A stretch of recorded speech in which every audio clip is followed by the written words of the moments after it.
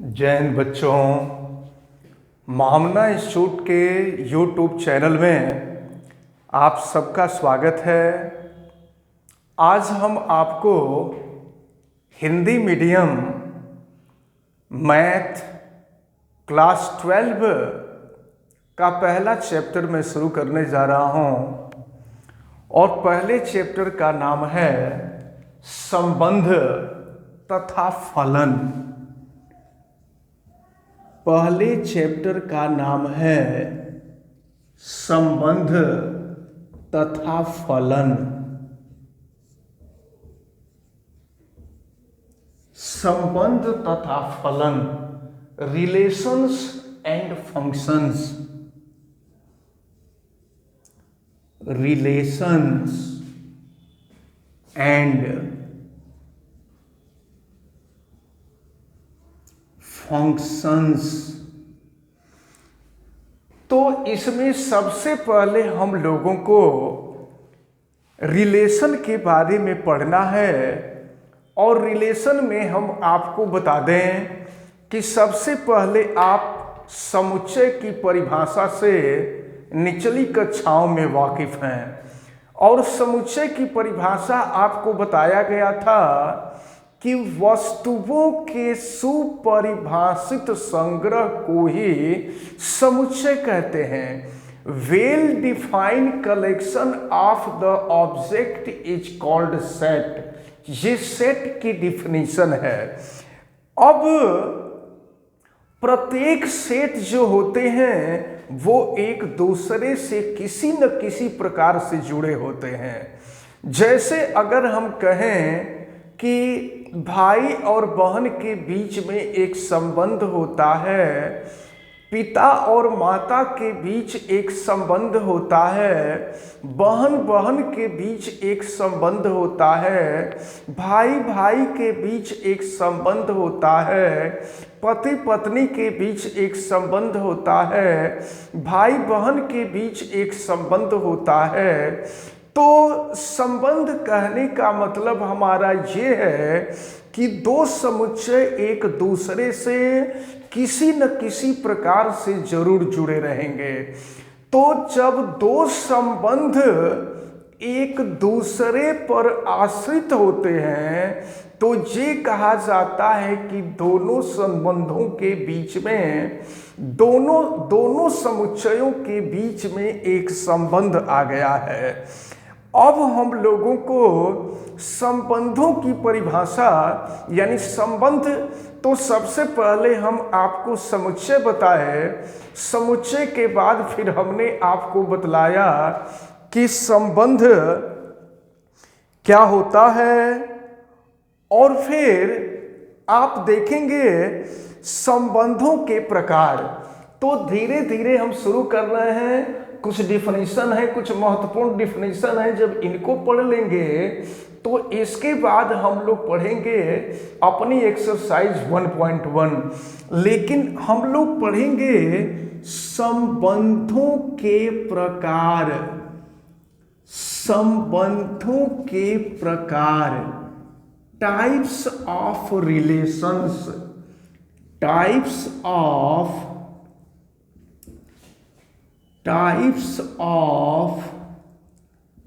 Relations. संबंधों के प्रकार। संबंधों के प्रकार में सबसे पहले जो महत्वपूर्ण संबंध होता है वो होता है रिक्त संबंध। रिक्त संबंध। तो अब संबंधों के प्रकार में हम लोग देखेंगे रिक्त संबंध। पहला नंबर जो होगा वो होगा आपका रिक्त संबंध। रिक्त संबंध, एम्प्टी रिलेशन। इसको हम एम्प्टी रिलेशन कहते हैं।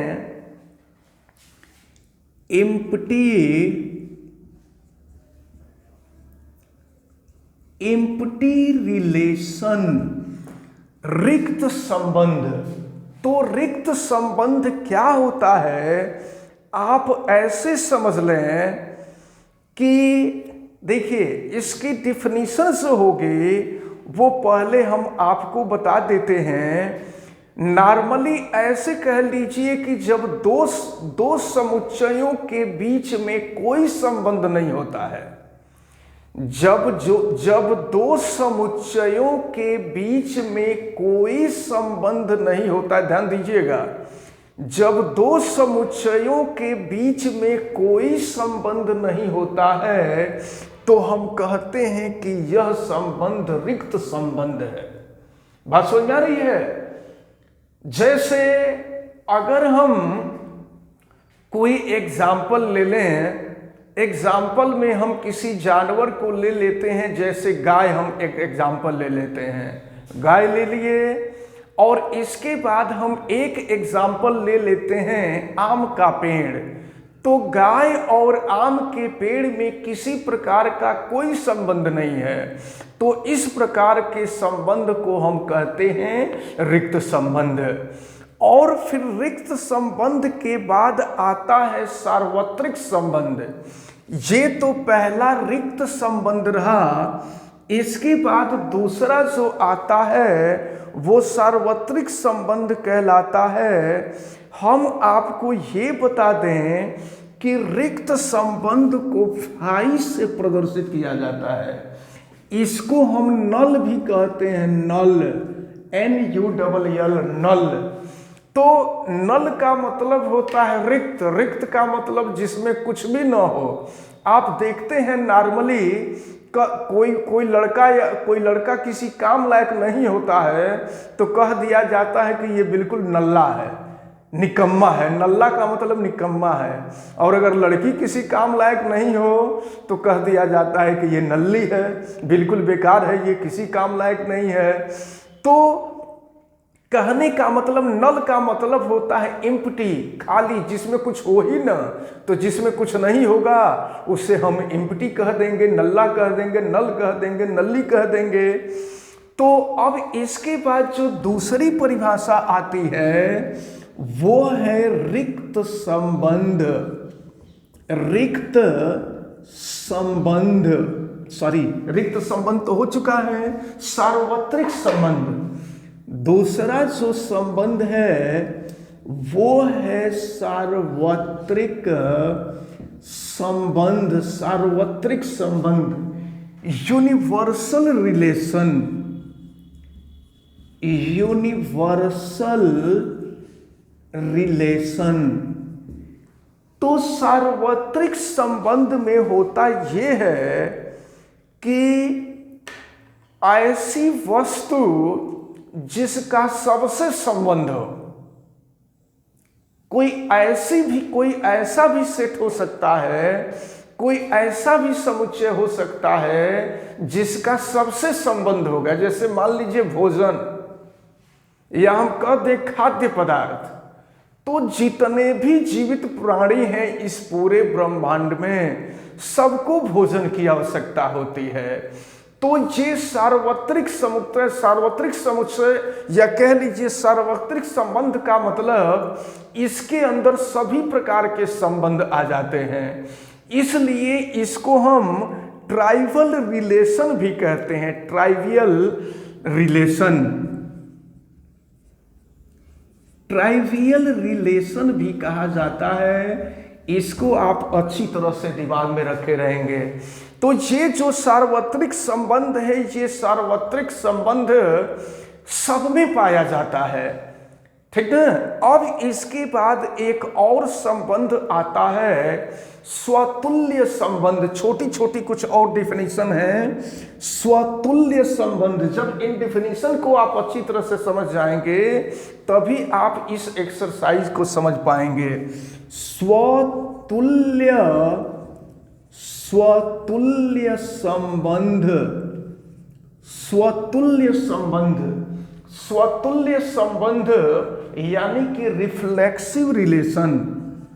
स्वतुल्य को हम कहते हैं रिफ्लेक्सिव रिलेशन, रिफ्लेक्सिव रिलेशन, स्वतुल्य संबंध। स्वतुल्य संबंध में क्या होता है, ध्यान सुनिए, जैसा कि नाम ही है स्वतुल्य, स्व का मतलब अपना, तुल्य का मतलब जैसा, अपने जैसा। यानी स्वयं का स्वयं से संबंध। जैसे कहा जाता है, अगर हम कहें कि प्रत्येक व्यक्ति स्वयं का भाई होता है, प्रत्येक व्यक्ति स्वयं का भाई होता है, यह स्वतुल्य संबंध है, खुद का खुद से संबंध है। इसी तरह से अगर हम कहें कि प्रत्येक स्त्री स्वयं की बहन होती है, तो ये भी एक सही है। कहा जा सकता है कि प्रत्येक व्यक्ति स्वयं का मित्र होता है, तो यह भी एक संबंध है। लेकिन इस समय आप देख रहे हैं कि कुछ कॉन्ट्रडिक्शन भी मिल रहे हैं, कुछ लोग स्वयं के ही शत्रु हो जा रहे हैं और स्वयं के शत्रु हो करके डिप्रेशन में अपना ही नुकसान कर जाते हैं। फिलहाल उस प्रकार के संबंध से यहाँ कोई संबंध नहीं है। तो हम लोग पढ़ रहे हैं स्वतुल्य संबंध। स्वतुल्य संबंध का मतलब खुद से खुद का संबंध। जैसे मान लीजिए कि अगर ए है तो ए का अगर ए से संबंध होगा, देखिए रिलेशन को आर से हम रिप्रेजेंट करते हैं। अगर ए का ए से संबंध होगा, मतलब स्वयं का स्वयं से संबंध होगा, तो हम कहेंगे स्वतुल्य संबंध। इसके बाद दूसरा जो संबंध आता है वह सममित संबंध। अगला जो संबंध आता है सममित संबंध। सममित संबंध, तो सममित संबंध क्या है, इसको आप ध्यान पूर्वक देखें। सममित संबंध, इसको हम कहते हैं सिमेट्रिक रिलेशन। Symmetric relation. तो सिमेट्रिक रिलेशन, सममित संबंध क्या होता है? सममित का मतलब समान संबंध होता है। इसका शाब्दिक अर्थ समझिए। सममित का मतलब होता है समान संबंध, और समान संबंध का मतलब, सुनो बेटा, समान संबंध का मतलब जो संबंध हमारा आपसे है वही संबंध आपका हमसे हो, तो ये सममित संबंध कहलाता है। जैसे मान लीजिए ए आर बी है, तो ए आर बी का मतलब ए का बी से संबंध। तो जो संबंध बी का ए से है, वही जो संबंध ए से बी का है, अगर वही संबंध बी का ए से हो जाए तो इसको हम कहते हैं सममित संबंध। बात समझ आ रही है? तो कहने का मतलब ये है कि जैसे मान लीजिए दो सभी बहनें हैं, तो एक बहन कह सकती है कि ये हमारी बहन है, और दूसरी भी कह सकती है कि ये हमारी बहन है। तो दोनों के बीच में संबंध है। पहले वाले की बहन दूसरी है, दूसरे वाले की बहन पहली है। अगर हम दो भाइयों की चर्चा करें तो दो भाइयों में पहले का भाई दूसरा है और दूसरे का भाई पहला है। दो मित्र हो तो दो मित्र में पहले का मित्र दूसरा है और दूसरे का मित्र पहला है। जब इस प्रकार का संबंध हो तो इस प्रकार के संबंध को हम सममित संबंध कहते हैं। लेकिन अगर कोई ये कहे पिता पुत्र के बीच संबंध, तो पिता पुत्र के बीच तो संबंध सममित संबंध होगा नहीं। एक व्यक्ति दूसरे का पिता होगा, लेकिन ऐसा नहीं कि दूसरा व्यक्ति पहले का पिता हो जाए। अगर भाई बहन है तो एक का दूसरी बहन हो सकती है, तो दूसरे का पहला भाई होगा, दूसरे का पहला बहन नहीं होगा। बात समझ में आ रही है? तो ये होता है सममित संबंध। सममित संबंध का मतलब समान संबंध। जो संबंध पहले का दूसरे से है वही संबंध दूसरे का पहले से भी होना चाहिए। अब इसके बाद एक तीसरा संबंध आता है जिसे हम कहते हैं संक्रामक संबंध। ये अगला नेक्स्ट जो संबंध आता है इसको हम कहते हैं, कुछ लोग संक्रमक भी कहते हैं और कुछ लोग संक्रामक भी कहते हैं। संक्रामक संबंध। संक्रामक संबंध जिसको हम ट्रांजिटिव रिलेशन कहते हैं। ट्रांजिटिव रिलेशन कहते हैं, ट्रांजिटिव रिलेशन। संक्रामक संबंध। संक्रामक संबंध में क्या होता है, ध्यान दीजिए। अब यहां पर 3 अवयव होते हैं। जैसे मान लीजिए ए का रिलेशन बी से है, तो ए का जो रिलेशन बी से है, अगर बी का वही रिलेशन सी से हो जाए और फिर वही रिलेशन ए का सी से हो जाए, ध्यान दीजिए, जो संबंध पहले का दूसरे से है, अगर वही संबंध दूसरे का तीसरे से हो और फिर वही संबंध पहले का तीसरे से हो जाए, तो इस प्रकार के संबंध को हम कहते हैं संक्रामक संबंध। तो संक्रामक संबंध का कोई एग्जाम्पल अगर हम ले सकते हैं, तो जैसे मान लीजिए 3 मित्र हैं, तो 3 मित्र हैं, तो पहले का मित्र दूसरा है, दूसरे का मित्र तीसरा है, और अगर पहले का भी मित्र तीसरा हो जाए, तो इस प्रकार का जो संबंध होगा वो ये संक्रामक संबंध होगा। दूसरे शब्दों में अगर हम उदाहरण के तौर पर देखें, अगर मान लीजिए 3 बहनें हैं, तो पहली की बहन दूसरी है, दूसरी की बहन तीसरी है, तो पहली की भी बहन तीसरी होगी। तो जब इस तरह का संबंध होगा, तो इस प्रकार के संबंध को ही हम संक्रामक संबंध कहते हैं। और इसमें एक और टर्म आता है तुल्यता संबंध, जो कि काफी इंपॉर्टेंट है, इक्विवेलेंस रिलेशन, तुल्यता संबंध जिसको कहते हैं। तुल्यता संबंध, इसको नंबर 6 हम दे सकते हैं, तुल्यता संबंध। तो इक्विवेलेंस रिलेशन, इक्विवेलेंस रिलेशन, तुल्यता संबंध। देखिए ध्यान से, तुल्यता संबंध क्या होता है? कोई संबंध इस प्रकार हो, कोई संबंध इस प्रकार हो कि वह स्वतुल्य भी हो, सममित भी हो, संक्रामक भी हो, तो हम कहेंगे कि यह संबंध तुल्यता संबंध है। बात समझ में आ रही है? तो इसको आप ध्यान में रखे रहिएगा। अगर हमसे कहता है तुल्यता संबंध को दिखाने के लिए, तो तुल्यता संबंध के लिए हमें सबसे पहले स्वतुल्य संबंध को दिखाना होगा, सममित संबंध को दिखाना होगा और संक्रामक संबंध को दिखाना होगा। अगर ये तीनों संबंध फॉलो होंगे तो तुल्यता संबंध अप्लाई होगा, अन्यथा तुल्यता संबंध अप्लाई नहीं होगा। तो आज 12 हिंदी मीडियम गणित पहला चैप्टर संबंध तथा फलन से संबंधित कुछ परिभाषाएं, जिनमें सबसे पहली जो परिभाषा बताई गई थी वो समुच्चय की बताई गई, फिर संबंध की बताई गई, फिर संबंधों का प्रकार बताया गया। संबंधों के प्रकार में रिक्त संबंध, सार्वत्रिक संबंध, स्वतुल्य संबंध, सममित संबंध, संक्रामक संबंध और तुल्यता संबंध के बारे में आप पढ़े।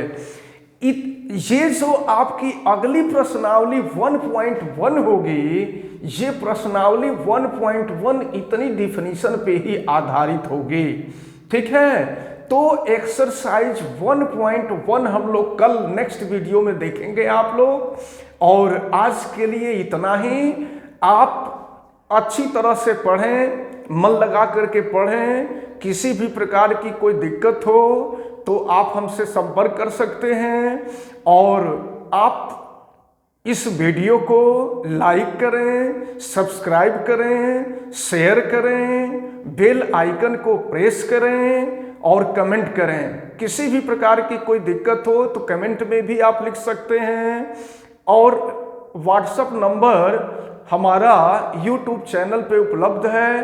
आप यूट्यूब चैनल के नंबर को सेव करके व्हाट्सएप पे भी आप हमसे संपर्क कर सकते हैं। आप सभी को धन्यवाद। जय हिंद।